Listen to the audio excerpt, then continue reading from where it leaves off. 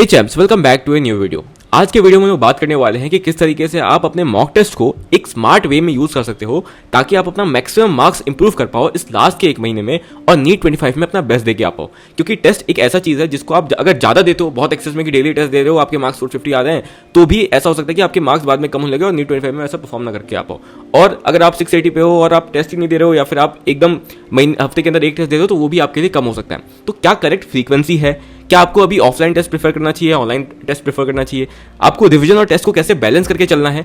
और अगर आपके पास टाइम नहीं है, मान लो आपने लेट स्टार्ट किया है, आपका सिलेबस जो है लेट खत्म हुआ है या रिवीजन आपने लेट स्टार्ट किया है, तो आप उतना टाइम आपके पास नहीं है जितना बाकियों के पास है टेस्ट देने का, तो किस तरीके से आप स्मार्टली अपने ही बचे हुए टाइम को टेस्ट के लिए यूज कर सकते हो बिना ज्यादा टाइम दिए, उसके ऊपर भी हम लोग लास्ट में बात करेंगे। तो इन सारे टॉपिक्स के ऊपर हम लोग बात करने वाले हैं ताकि आप इसको अच्छे से यूज कर पाओ अपने टेस्ट देते समय और आप अपने मार्क्स को इंप्रूव कर पाओ, नीट 25 में सिलेक्ट होकर आ पाओ। सबसे पहले हम लोग बात करते हैं फ्रीक्वेंसी ऑफ टेस्ट क्या होनी चाहिए। अब ये एक ऐसा चीज है जो कि वेरिएबल है और ये हर एक बच्चे के प्रिपरेशन लेवल पे डिपेंड करता है। वही मैंने समझाने के लिए यहाँ पे लिखा है कि मान लो आपका जो स्कोर है वो अभी 450 आ रहा है कंसिस्टेंटली, ठीक है, एक दो टेस्ट में 500 आ गया उससे मतलब नहीं है, लेकिन कंसिस्टेंटली अगर आप एवरेज निकालते हो तो 450 के आसपास आपका स्कोर आ रहा है। अब उस केस में अगर मैं आपको बोल देता हूँ कि आपको डेली टेस्ट देना चाहिए, तो ऐसा हो सकता है कि आपका मार्क्स या तो कांस्टेंट रह जाए, इंप्रूव ना करे, या फिर धीरे धीरे वो मार्क्स जो आ रहा था वो और कम होते जाए। वहीं पे अगर कोई एक ऐसा इंसान है जो 650 स्कोर कर रहा है और उसको मैं बोल रहा हूँ कि आप वीक में एक ही टेस्ट दो, बाकी टाइम आप रिवीजन पे दो, तो भी हो सकता है कि उसका जो स्कोर है वो इंप्रूव ना करे, वहीं पे रुका रह जाए। ये इसलिए हो रहा है क्योंकि जो 450 स्कोरर है उसका जो रिक्वायरमेंट है वो टेस्ट नहीं है, उसका स्कोर अभी यहाँ पे इसलिए स्टक है क्योंकि या तो उसका सिलेबस कंप्लीट नहीं है या फिर जो सिलेबस कंप्लीटेड है उसका उसने रिवीजन नहीं किया है। तो उसकी रिक्वायरमेंट यहाँ पे है कि वो अच्छे से पहले पूरे सिलेबस को रिवाइज करे। वहीं पे एक 650 स्कोरर की अगर मैं बात करता हूँ तो उसका रिक्वायरमेंट ये नहीं है कि वो जाके पूरे सिलेबस को रिवाइज करे, वो ऑलरेडी उसने कर लिया है, तभी उसका जो स्कोर है वो 650 के आसपास आ रहा है। हो सकता है कि उसकी जो पेपर अटेम्प्टिंग स्ट्रेटेजी है वो उतनी सही नहीं है, या फिर जो सिली मिस्टेक्स है उसके ज्यादा हो जा रहे हैं, तो उसको पेपर दे के ये सीखना है कि कैसे वो बेस्ट तरीके से पेपर अटेम्प्ट कर सकता है, कैसे वो सिली मिस्टेक्स को कम कर सकता है, या फिर जो बचे हुए मार्क्स है जहां पे वो गलती कर दे रहा है वो कौन से वीक एरियाज उसके हैं ताकि वो उस पर फिर बाद में काम करके उनको इंप्रूव कर पाए। इसलिए उसके लिए टेस्ट देना ज्यादा इंपॉर्टेंट है और इसलिए इस बच्चे के लिए जो टेस्ट की फ्रीक्वेंसी वो ज्यादा रहेगी, वहीं पे एक 450 स्कोरर की जो टेस्ट की फ्रीक्वेंसी वो कम रहेगी।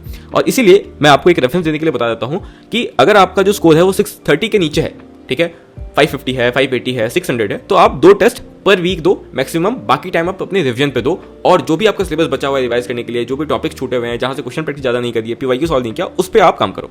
वहीं पे एक 640 प्लस अगर स्कोरर हो आप, तो आप ऑल्टरनेट डेज पे टेस्ट दे सकते हो, ये मैक्सिमम है। डेली टेस्ट देने की कोई जरूरत नहीं है आपको, अंटिल अनलेस आप 700 ऑलरेडी स्कोर कर रहे हो, आपका सब कुछ खत्म हो गया है, कुछ आपको पता ही नहीं चल रहा है कि मेरा छूटा हुआ है, तभी आप डेली टेस्ट पे जाना। ऑल्टरनेट डेज पे टेस्ट देना भी ठीक है, ठीक है। यहाँ पे आप अपना टेस्ट दोगे, जो भी आपका वीक एरिया से वो पता करोगे, उस पर काम करोगे। पेपर अटेम्प्टिंग स्ट्रेटजी अच्छी नहीं है तो आप अप्लाई करोगे अपने लिए, ट्राई करोगे क्या मेरे लिए बेस्ट वर्क कर रहा है, सिली मिस्टेक्स कैसे कम कर सकते हैं, वो उन सब चीज़ों पे आप काम करोगे। बाकी ये सारी जो टॉपिक्स मैंने बोले आपको, सिली मिस्टेक्स वगैरह, इन सबको मैंने डिस्कस किया हुआ इन वीडियोस में, इनको देख सकते हो। अब चाहे आप कैसे भी बच्चे हो, जब भी आप अपने वीक एरियाज को पता करो, उसको इंप्रूव करने का टाइम एनालिसिस के दौरान ही होता है। बायोलॉजी, इनऑर्गेनिक, ऑर्गेनिक का जो भी टॉपिक आपका गलत हो, जहां से भी क्वेश्चन गलत हो, उस टॉपिक को उसी समय पढ़ो, ठीक है, सिर्फ उसी टॉपिक को पूरा चैप्टर पढ़ने की जरूरत नहीं है। और फिजिक्स फिजिकल में जो भी टाइप के क्वेश्चन आपके गलत हो रहे हैं, जिन कंसेप्ट पे क्वेश्चन गलत हो रहे हैं, उनके अगर आपने पीवाईक्यू सॉल्व नहीं किया तो पहले पीवाईक्यू करो। पीवाईक्यू सॉल्व करने के बाद भी गलत हो रहा है तो सिर्फ उन टॉपिक्स के जाके मॉड्यूल सॉल्व कर लो इस टाइम पे। बाकी और किसी चीज के लिए आपको मॉड्यूल्स पूरा सॉल्व नहीं करना है, सिर्फ उन टॉपिक्स के लिए जहां पे आप इंप्रूवमेंट नहीं कर पा रहे हो पीवाईक्यू सॉल्व करके, वहां पे आपको मॉड्यूल सॉल्व करना है। आगे चलते हैं, बात करते हैं अगले टॉपिक पे, जो कि ऑफलाइन टेस्ट को प्रायोरिटी दें या फिर ऑनलाइन टेस्ट को।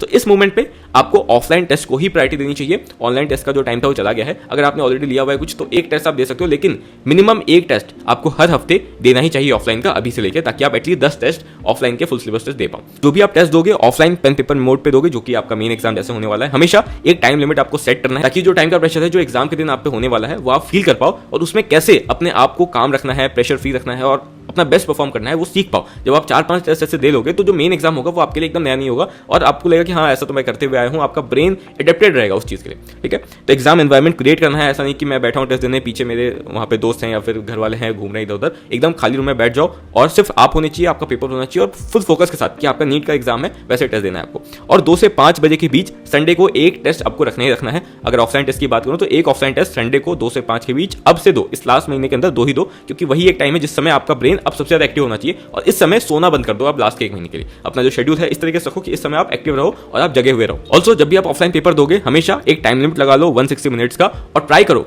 160 मिनट्स के अंदर ही पेपर सॉल्व करने का, ओएमआर के साथ साथ। डिफिकल्ट हो सकता है, कोई दिक्कत नहीं, जब आपको लगे कि नहीं खत्म नहीं हो रहा है तो मैं 10 मिनट एक्सटेंड कर लूंगा, लेकिन ट्राई करो कि मेरे पास 160 मिनट का ही टाइम है, क्योंकि जब आप एग्जाम के दिन जाओगे तो प्रेशर के कारण वो जो 160 मिनट है एक्सटेंड होना ही होना है, ठीक है। आपको जो 180 मिनट्स है वो कम लगेगा, इसलिए मैं आपको प्रैक्टिस कर रहा हूँ कि 160 मिनट्स के अंदर ही आप ट्राई करो, ताकि एग्जाम के दिन जब आपके ऊपर प्रेशर आए तब भी 180 मिनट्स का टाइम उस चीज़ को कंपनसेट कर ले और आपको ये नहीं लगे कि मेरे को टाइम की कमी हो गई। ठीक है, तो इसलिए अभी हमेशा टाइम के कमी के अंदर आपको प्रैक्टिस करनी चाहिए, क्योंकि वहाँ पे आपको OMR फिलिंग में टाइम जाएगा ही जाएगा। 15 मिनट्स के आसपास आपको लग जाता है जब आप एग्जाम में कर रहे होते हो, और 5 मिनट्स आपके एग्जामिनर्स ले लेते हैं इधर आपके साइन वगैरह करवाने में। ठीक है, तो इसलिए इसका अच्छे से ध्यान रखना टाइम लिमिट का। इस साल नीट 25 में जो मेन गेम प्ले करने वाला है, मेन रोल प्ले करने वाला है कट ऑफ में, आपके पेपर डिफिकल्टी में, सब कुछ टाइम होने वाला है। ठीक है, ऑल्सो ऑफलाइन टेस्ट देना इसलिए इंपॉर्टेंट है क्योंकि ऑफलाइन ऑनलाइन में काफी बड़ा डिफरेंस होता है कि एक तो आपको ऑनलाइन में OMR फिलिंग नहीं करना होता है, ऑफलाइन में आपको OMR फिलिंग करना पड़ता है, तो वो चीज़ अलग से टाइम लेती है, वो चीज़ आपको आना चाहिए करना।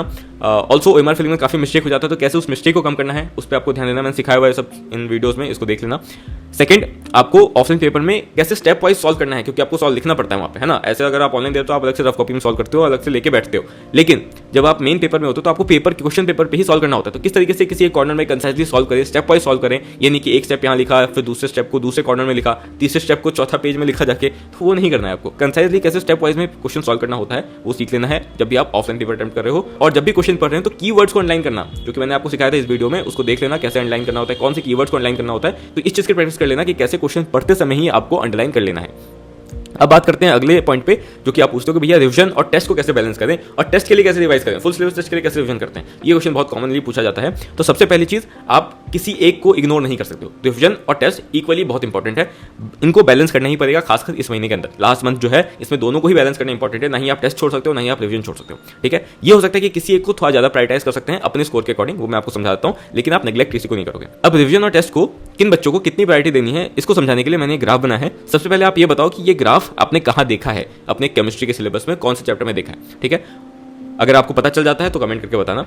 दूसरा पॉइंट मैं आपको समझाता हूँ कैसे इस ग्राफ के थ्रू मैंने समझाया। देखो, होता क्या है कि जैसे जैसे आपका स्कोर 650 के क्रॉस जाने लगता है, जो रिवीजन से आपको इंप्रूवमेंट इनिशियली मिलता है ना यहाँ पे, उतना आपको 650 के बाद नहीं मिलता है। इसलिए उस समय आप टेस्ट को और रिवीजन को इक्वल प्रायोरिटी पे रखते हो। मतलब आप ऑल्टरनेट डेज पे टेस्ट देते हो कि एक दिन अच्छे से रिवाइज किया, अगले दिन भी थोड़ा रिवाइज किया और टेस्ट दिया, फिर एक दिन गैप लिया, फिर अगले दिन टेस्ट दिया। ऑल्टरनेट डेज पे आप टेस्ट देना स्टार्ट करते हो। लेकिन आप ध्यान दोगे कि कभी भी रिवीजन टेस्ट से कम प्रायोरिटी में नहीं जाता है। मैक्सिमम आप ये कर सकते हो कि टेस्ट और रिवीजन को इक्वल प्रायोरिटी दे दोगे, जैसा कि यहाँ पे दिखाया 650 स्कोर जिसका आ रहा है उसके बाद वाले बच्चे ये कर सकते हैं। लेकिन अगर आप उससे पहले हो, 650 से कुछ भी नीचे आप स्कोर कर रहे हो, तो उस केस में आपकी प्रायोरिटी हमेशा रिवीजन पे ज्यादा रहेगी और टेस्ट पे हल्की कम रहेगी। जितना स्कोर आपका 650 से नीचे है उतना ज्यादा प्रायोरिटी आपका रिवीजन पे ज्यादा होगा और टेस्ट पे आपका कम प्रायोरिटी होगा।